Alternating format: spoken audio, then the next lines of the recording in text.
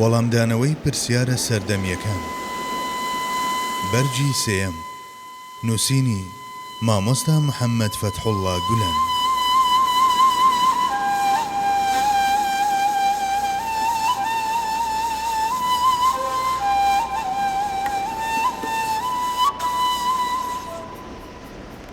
چۆن لە بەرامبەر کاولکاری لە ڕادەبەدەری خراپەکارانەوە نەوەکانمان بپارێزین. لە حەزرەتی ئادەمەوە هەتا ئێستا کوفر هەمیشە لایەنی کاولکاری هەڵبژاردووە، باوەڕدارانیش بەردەوام لایەنگری بونیادنان بوون.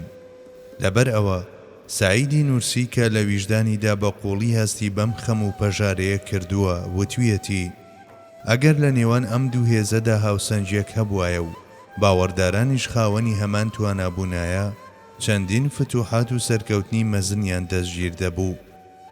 بێباوەڕان هەرچیان کردووە کاولکاری بووە. ئەوان بە وروژاندنی هەستەکانی مرۆڤ بەرەو چاڵی شەهوەت پاڵیان پێوەناوە و بە بزواندنی ویست و ئارەزوەکانی کردویانە بەدیلی دەستی ماددە و پلە و پایەیان لە بەرچاویدا جوان و ڕازاوە کردووە و بەمانەش ڕوانینی خەڵکیان لێڵ کردووە و بە ئامرازی سادە کاولکاری مەزنیان ئەنجامداوە و نەوەیەکی تەواوەتیان لە شیرازەت دەرکردووە.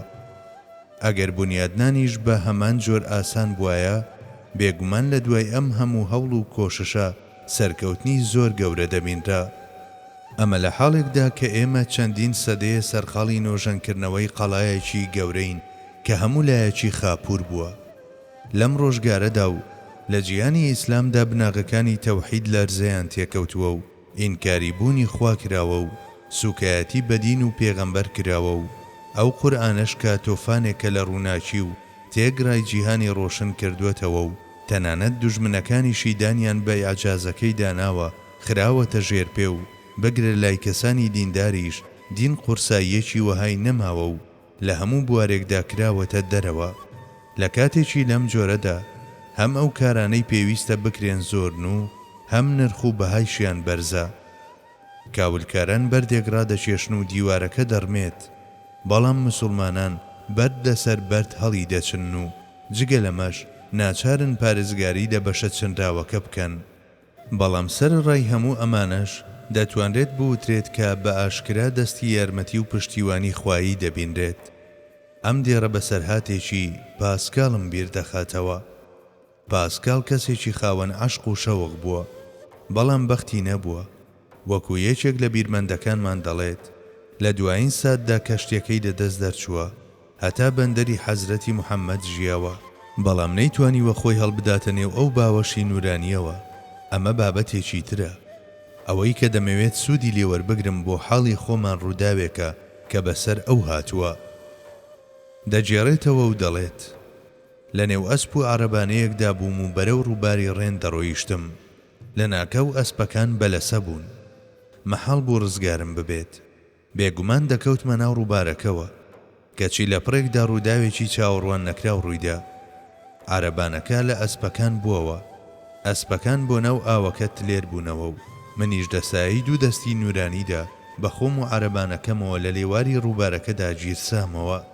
پاسکال کە هەتا ئەو کاتە ژیانێکی هەرزەییانە دەژیا، بە کاریگەری ئەم ڕووداوە لەو ڕۆژە بەدواوە خۆی لە ناو کڵێسایەکدا قایم دەکات و لەوێدا وەک راهیبێک دەژی کە پیشەی بیرکردنەوە و بینین و فێربوونە.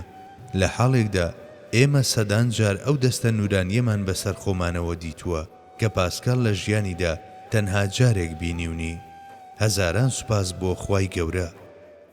لە بەرامبەر ئەوەدا کە بێباوەڕان بە سینەما و شانە و بار و مەیخانە و دیسکۆ و جێگاکانی بەدرەوشکاریان گەنجان گومڕادەکەن، ئێمە بەلاوان دەڵێین نوێش بکەن، ڕۆژوو بگرن، لە هەندێک لە داواکاریەکانی نەفستاندا فیداکاری بنوێنن، بۆ خۆتان نا بەڵکو لە بەرخاتری خەڵکانی تر بژین و لە پێناونەوەی داهاتوودا خۆتان فیدا بکەن.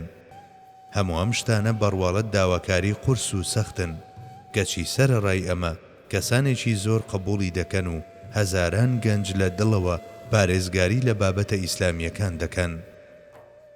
کاتێک چەندین ساڵ پێش ئێستا هەواڵی ڕووخانی سیستەمە شیوعیەکانی وەک رووسیا و چینمان دەدا، خەڵکی لێمان تێنە دەگەیشتن، کەچیەوە تا ئێستا ڕوویاندا و هەمووان لێی ئاگادارن. چەندەها شتی دیکەشان کە دوێنێ وتراون و ئەمڕۆ وردە وردە نیشانەکانیان دەردەکەوێت.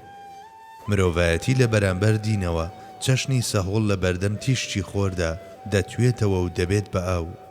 هەرچەندە هێشتا قولەی کافر لە بەرزاییدایە، بەڵام خەریکە بە خێرایی دەڕوخێت و بەرەو خوارەوە دەڕمێت.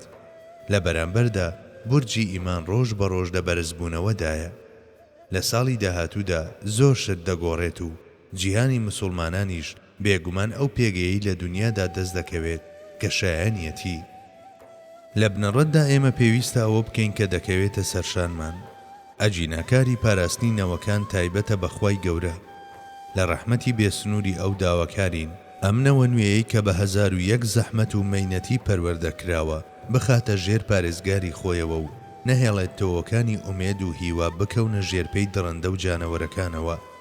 لە ڕاستیدا ئەگەر دەستی عینایەتی ئەو نەبوایە ئەم کارانە شتانێک نین ئێمە عەقڵمان پێیان بشێت. بەڵێ ئەو لوتف و ئیحسانی نواند، ئێمەشی بەرەو جێگایەک ڕاپێچ کرد کە نەمان دەزانی. دوای ماوەیەک تێگەیشتین کە توو مەزدەبوو بچینە ئەو جێگایانە. دوعا و نیازمان لەو ڕەحمەتە بێسنوورە ئەوەیە هەروەک لە سەرەتای ئەم کارەدا دەستی یارمەتی و پشتیوانی ئەومان بینی هەتا کۆتایی کار و خزمەتەکەش هەر بەردەوام بێت.